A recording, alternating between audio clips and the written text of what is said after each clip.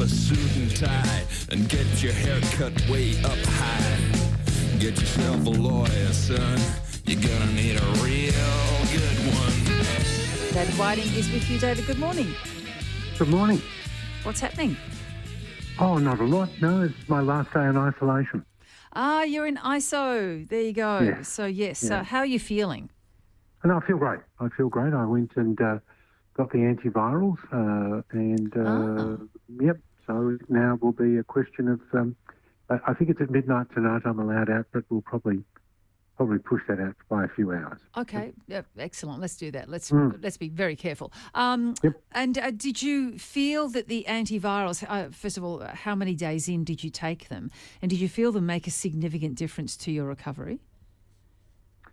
I got self-diagnosed on Wednesday night, got the antivirals Thursday afternoon, and so do I think they make a difference? Yes, I did. The only comment I would make is that the particular one I took gave me a truly horrible metallic taste in my mouth. Oh, not nice.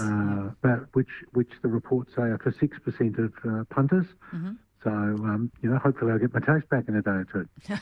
I hope you do, absolutely. 1300 222 774 if you'd like David Whiting, who's just recovering from the very end of COVID, to help you out with some legal problems. Give us a call. All right, Tony in Deepdene, you are up first. Go ahead. Wonderful. Good morning, David, Virginia. Hi. My problem is I'm ringing for my nephew. He bought a unit about 8 months ago. And last weekend, he heard a noise in the wall, followed by spraying water in the laundry. So he very quickly went and turned the water off. We called a plumber. The plumber came and he pulled off some of the plasterboard to reveal the piping in the wall.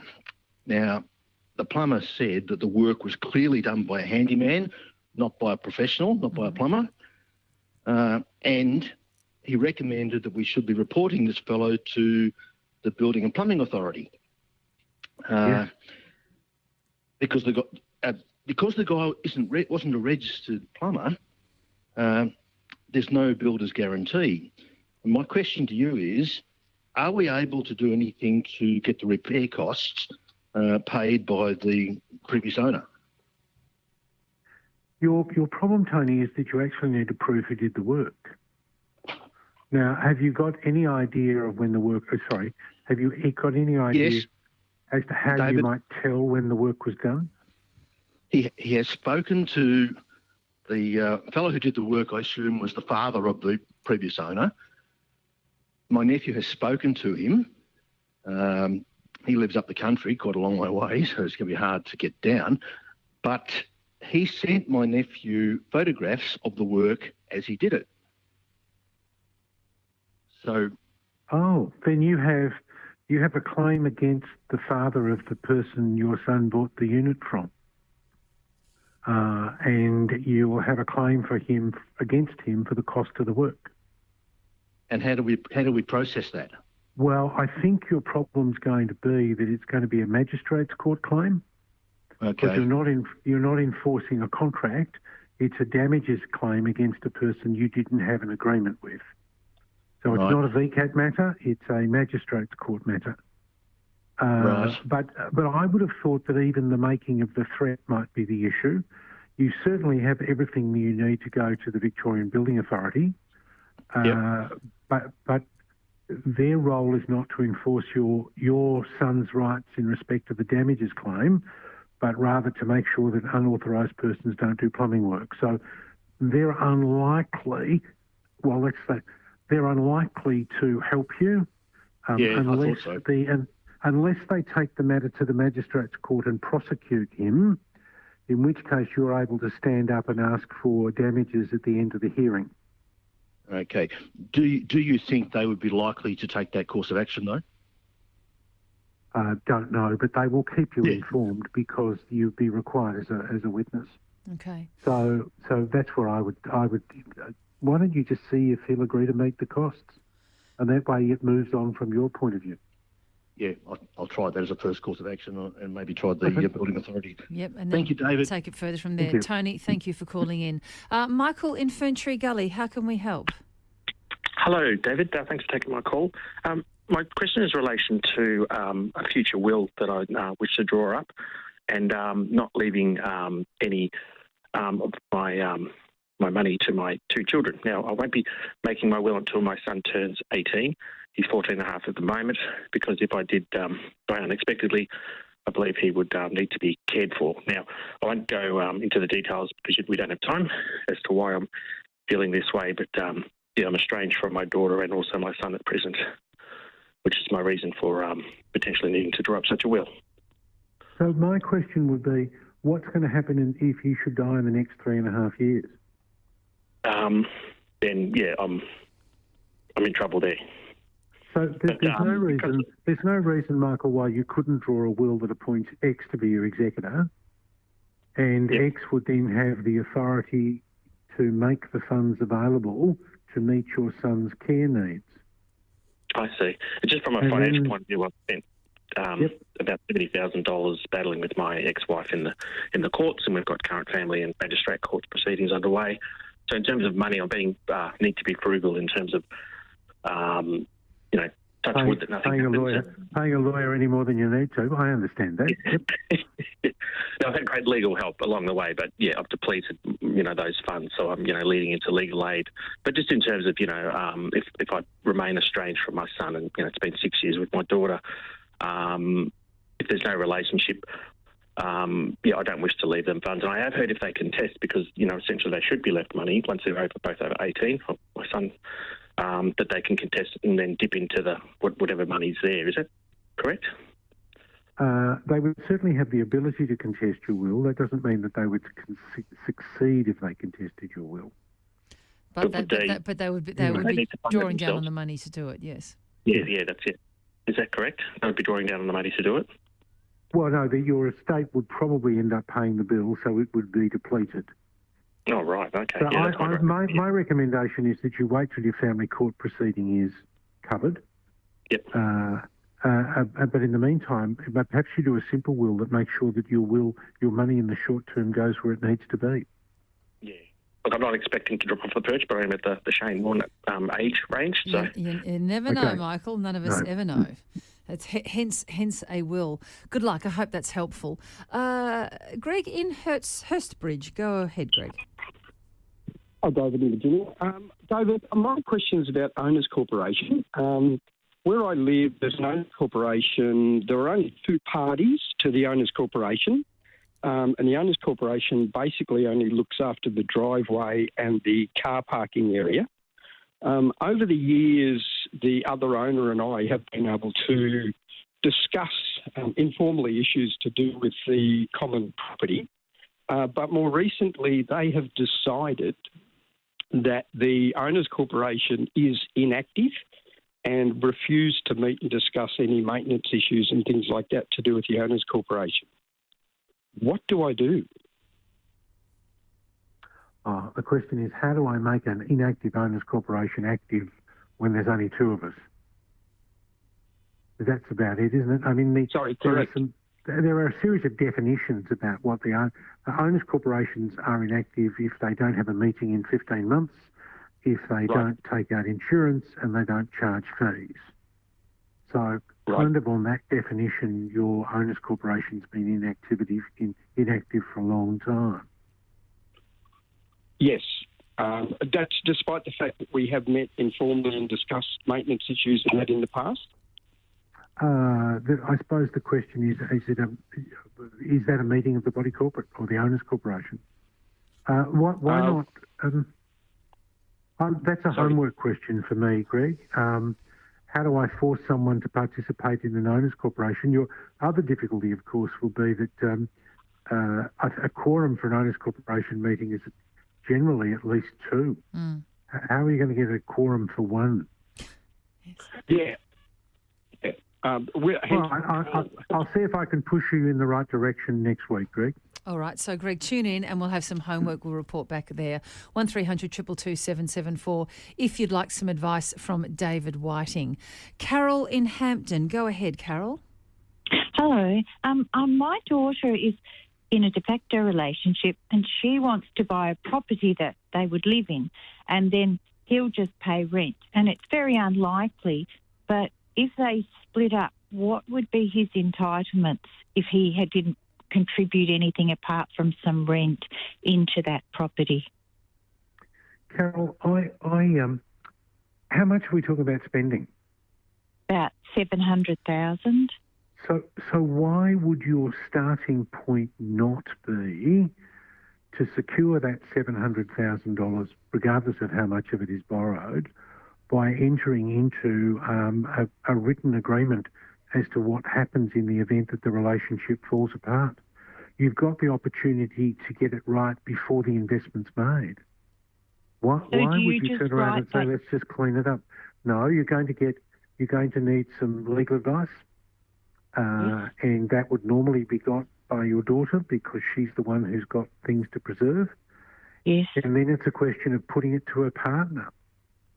Yes. So, it just strikes me as madness in the extreme to come along and say, I'm about to make an incredible investment of $700,000, but I'm worried about what the outfall might be if the relationship falls over, but I'm not prepared to invest in making sure that my downside is limited. So that's good advice. Thank you. Okay, Thank good you. luck, Carol. I hope that's helpful. Beverly in Dalesford. How can we help, Beverly? Hi, sorry, just go off. Beverly, are you there? Yes, I am. Sorry about that. Go ahead, you're on the air. Thanks very much. My question relates to a property that my daughter daughter and her partner bought, and I guess they bought it in a bit of a hurry, but they also had a building report done on it prior to buying it, and then they had a lawyer look at the contract and things, and off it went. Since then, we found all sorts of problems with the house. Like one of the things, for instance, is the roof out the back isn't correct height, so it's not built to standard. There's significant roof damage there. It leaks. So we're just wondering what our options could be. Well, you've got to understand that on a contract of sale. Well, first of all, the advice you got from the builder isn't to the quality of from the lawyer wasn't to the quality of the building, but that so.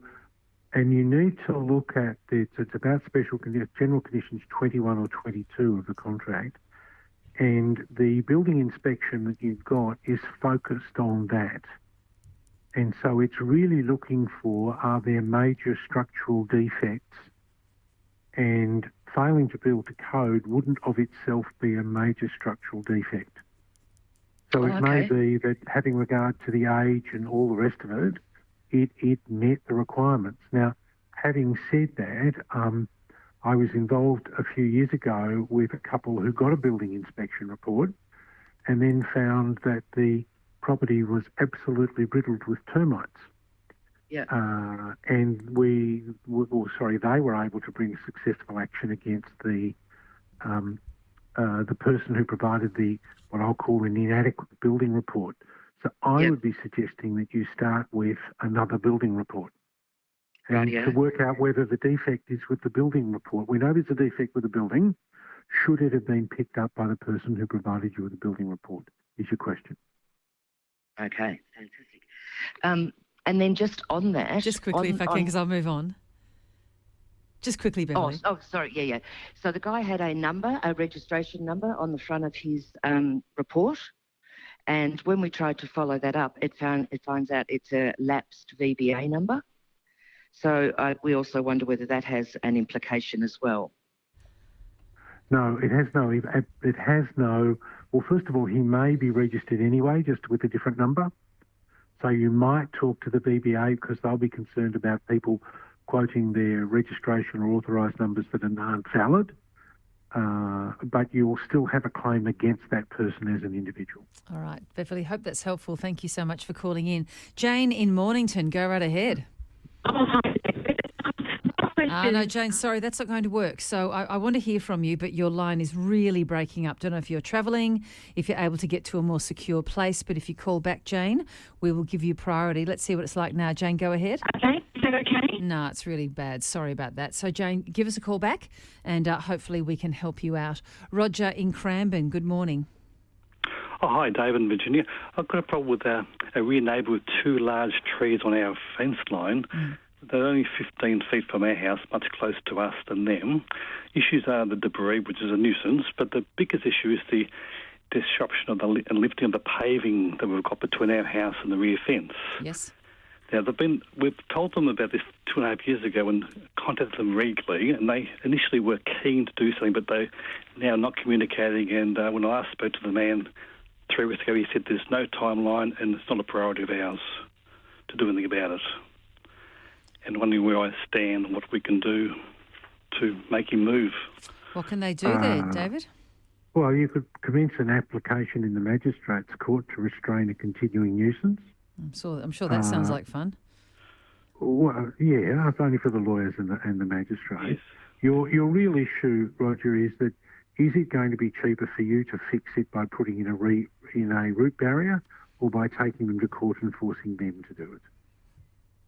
Right. Okay. All right. So yes, Magistrates Court doesn't have a jurisdiction. Sorry, the VCAT doesn't. Magistrates Court does, and it's an action in nuisance for them to. And look, if you're going to do it properly. Have a go for the leaves as well. Okay. Because their leaves are their leaves. You don't have to accept them if you don't want them. Okay. So can we, with all the debris, we just basically rake it up and put it in our bins? Can you throw it over their fence? Well, that's causing more trouble than it's worth. Well, if you have the right to do it, it just seems to me you're going to make the relationship worse unless you tell them that's what you're going to do. Yes. Yep. Yep. I think you're right. You got there yourself, Roger, in saying, is it turning into even more of a quarrel that you don't need? But yes, it's certainly their stuff. Good on you, Roger. Thank you so much. Dennis in Pascoe Vale, more trees, I think. Hi, Dennis. Go ahead. Yeah, hi. It's almost exactly the same issue as the last caller. The only difference is that I've had an assessment done by a civil engineer that indicated that the trees alongside the fence, which is very close, are actually causing movement, the stumps in the house. So the house is actually starting to sink, or it's contributing to that. Is it the same course of action, David? It's exactly the same course of action. Yep. It's an action in the Magistrates Court, and what you would need to do would be, well, first of all, you've got to stop the encroachment, then stabilise the soil, probably end up with a root barrier, and then you'll need to do something in relation to your footings. So it's going to be, but the Magistrates Court has a jurisdiction of $100,000, so you'll be within their limit. Yes. Okay. Well, have a think about that if you'd like to proceed. Dennis, nice to hear from you. Thank you so much. Peter in Eltham. What's going on there, Peter? Thanks, Virginia. David, my mother's in a retirement village. The contract has that when you leave the retirement village, you bring it up to the condition in which it was found. The whole retirement village sits on ground that is shifting, which is causing major cracks in the units. And I care for my mother's one, and there are major cracks forming. I'm wondering who would be responsible for the repair of those cracks? You've got to look very carefully at what the reinstatement clause says. And if you've only got one that says it's got to be brought back to the condition it was in when you moved in, then you should be really pleased, because most of the reinstatement clauses that I see require it to be brought up to a standard that's modern. So if your mum moved in 10 years ago, and then the expectation, your expectation would be the standard it was 10 years ago, the new ones would be the standard as it is now. I would have thought that the owners corporation, not the owners corporation, the retirement village management company would be responsible for the structure of the buildings. Yeah. So read the clause very carefully, and you'll be able to tell from that. You shouldn't be liable for the integrity or structure of the building. Okay. Well, that sounds emphatic. Thank you for that. And Peter, thanks for calling in. Al in Reservoir, I think you've been waiting a bit there. Go ahead. Al, are you there?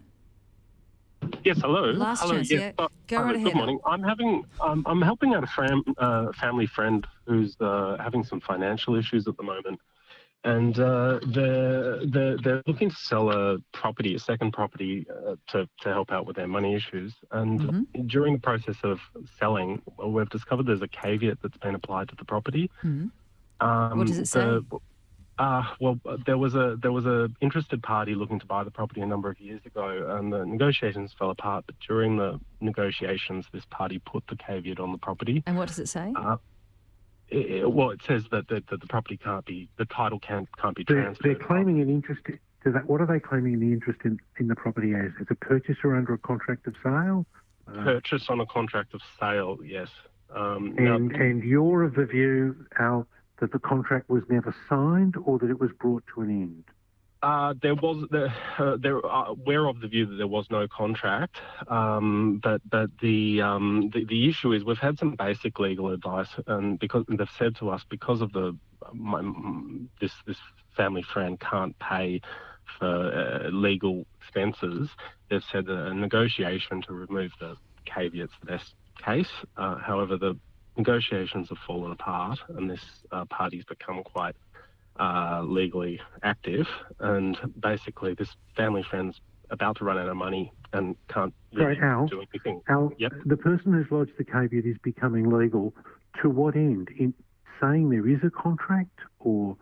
Yes, saying there is a contract, correct. Right. Now, the person who acted on the purchase of this property, who acted on the sale of this property, what does that person say? There is or there isn't a contract? Definitely not. Then there's a process under what's called Section 89 capital A of the Transfer of Land Act, yes, where a solicitor signs a declaration that says that he or she is satisfied that the person who lodged the caveat doesn't have the estate for interest claimed. And in about 45 days, that caveat goes away. We've been given legal advice that says at all costs to avoid doing that, because once we get into disputes with that other party, the things can get very expensive. So, but your options are either to negotiate or go legal. There isn't a third option. And if this person has no funds left over to go legal, then... Well, when you say this person, do you mean the person who's currently shown as the owner of the property? Correct, yes. And when the property is sold after the mortgagee is paid, is there going to be any money left or not? There should be, yes. There should be. But given the fact that the title can't be changed hands and the contract can't be really drawn up until the caveat's removed, there seems to be a bit of so what happens next, David? You can approach this in two ways, Al. Both of them are going to cost you money. You make an application under Section 89A, and the only response that the person who's lodged the caveat can do is issue Supreme Court proceedings to enforce the caveat. Right? Your second option is to commence your own Supreme Court proceedings for a declaration that the property is not affected by the caveat. Now, neither of them are particularly palatable, but there isn't a third option other than a negotiation that will hopefully conclude something with the person who lodged the caveat. Does the person who lodged the caveat want to buy the property? We're not sure. There's been a very drawn out proceeding. Has anyone asked them? You got a caveat here. Do you want to buy it? Yep. We've asked. Nothing's happened. It's stuck, and this person's about to go completely broke. Right. David, well, if they're going to go completely and absolutely broke, and there's no money left, and the credit rating issue isn't important to them, why would you just not walk out and give the property to the mortgagee? Because the mortgagee's interest will defeat the interest in the caveat. Yeah, I understand, right? But I understand you're between a rock and a hard place, but doing nothing doesn't help at all. No, and our time is out, so we have to leave it there. So I hope that advice is useful. David, is there anything more you might like to add to that next week, or that's the limit of it?